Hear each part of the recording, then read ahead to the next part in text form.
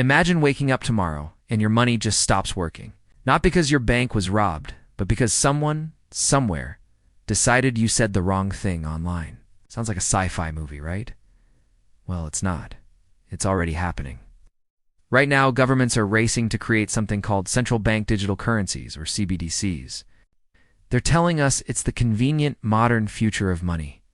But what they're not telling you is this could give them unprecedented control over your life, more than any camera or tracking cookie. When your money is completely digital and controlled, you don't just lose privacy, you lose the freedom to choose. In this video, we're pulling back the curtain on CBDCs to show you what is really happening and what it means for your freedom. Because once this system is in place, there's no turning back. Let's dive in. So, what even is digital currency? It's a question with a lot of confusion around it. You might think my money's already digital. I use credit cards, Venmo, online banking. And you're right, mostly. Our money today is just numbers on a screen. When you check your bank balance, you're not seeing physical cash. You're seeing digital records. But here's the crucial difference. Right now, that digital money flows through private banks and payment processors like Visa and MasterCard. There are middlemen. There are multiple steps. And yes, these companies can track your spending, but there are still limits, regulations, and most importantly, you have alternatives. You can still withdraw cash. You can still use physical money for anonymous transactions at a farmer's market, a garage sale, or just by handing a friend a $20 bill. But a central bank digital currency? A CBDC? Yes. That's completely different.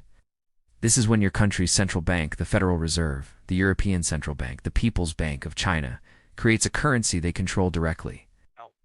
No middlemen. No private banks as a buffer. It's just you and the government. Every single transaction you make goes directly through their system. They see it, they track it. And here's the scary part. They can control it. Now, governments are selling this as progress. They say we're just modernizing money, making it faster, cheaper, more efficient. And on the surface, that sounds great. Who doesn't want instant payments and lower fees? But let me tell you a story that might change your mind. In February 2022, something unprecedented happened in Canada. The Canadian government, facing trucker protests, didn't just arrest people or clear the streets. They froze bank accounts. Without a court order, without a trial, they identified people who had donated to the protest convoy. Sometimes just $20 or $50, and cut them off. Suddenly, ordinary citizens couldn't pay their mortgages, buy groceries, or put gas in their cars. Now, whether you agreed with those protests or not is irrelevant. The point is, the government proved that your access to your money and the money you legally earned can be turned off like a light switch if you step out of line. That was with our current system, with its checks and balances. Imagine that same scenario with a CBDC. The government wouldn't even need to call your bank. They could just flip a switch, instantly. No appeals. It's just off. But Canada isn't the only example. Let's look at China, which has been pioneering its digital yuan, the ECNY, for hundreds of millions of people. And guess what feature it comes with? An expiration date. That's right. Your money can be programmed to literally disappear if you don't use it by a certain date. The official reason is to stimulate the economy, forcing people to spend rather than save. But think about what that really means. The government can now decide not just how you spend, but when you spend, and it gets darker. China is also testing features where your digital currency can be restricted based on your location, what you're buying, or even your social credit score. Did you criticize the government online? Well, now your money doesn't work on trains, at nice restaurants, or for plane tickets.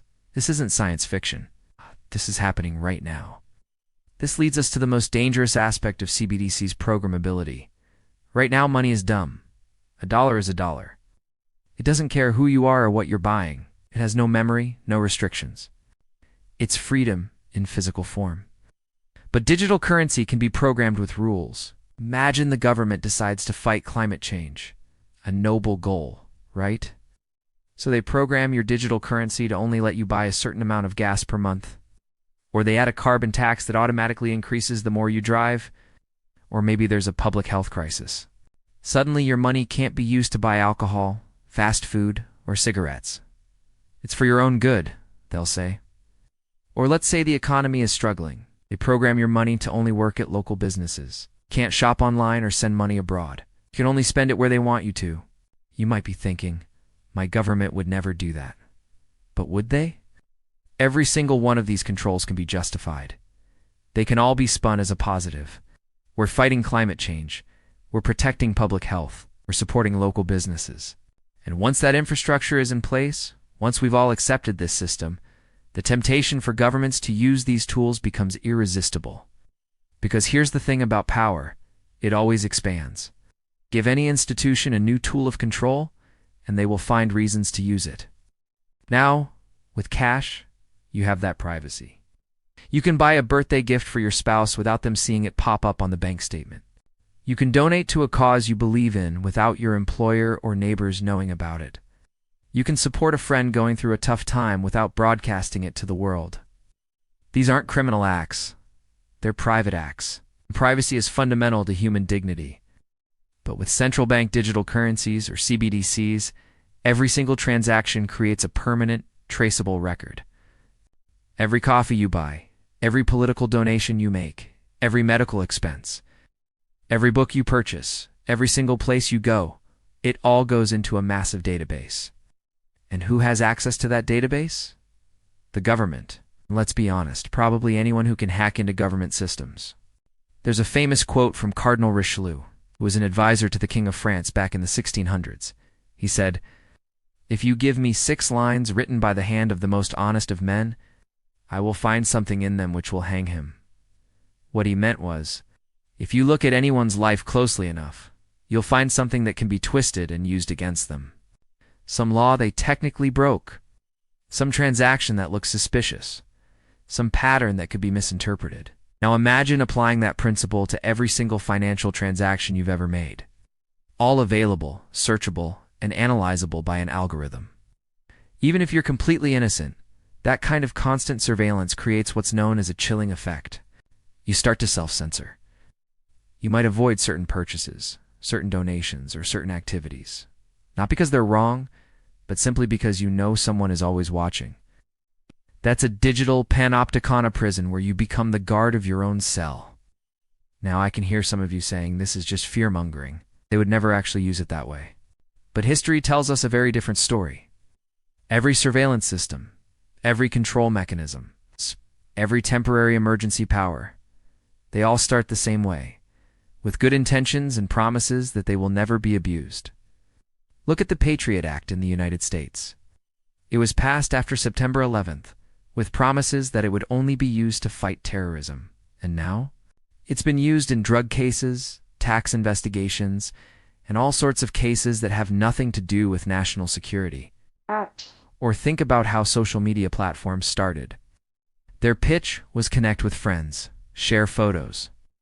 Now they are massive surveillance machines, tracking every click, every like, and every moment of your online life, and then selling that data to the highest bidder.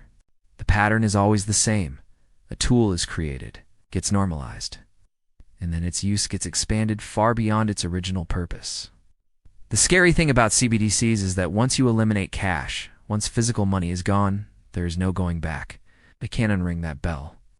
The infrastructure for total financial control will exist permanently. And even if your government seems trustworthy right now, what about the government in 10 years or 20 years? What happens after the next crisis, the next emergency, the next temporary measure that suddenly becomes permanent? So, why is this all happening? Why are governments around the world rushing to implement these systems? Well, there are a few reasons.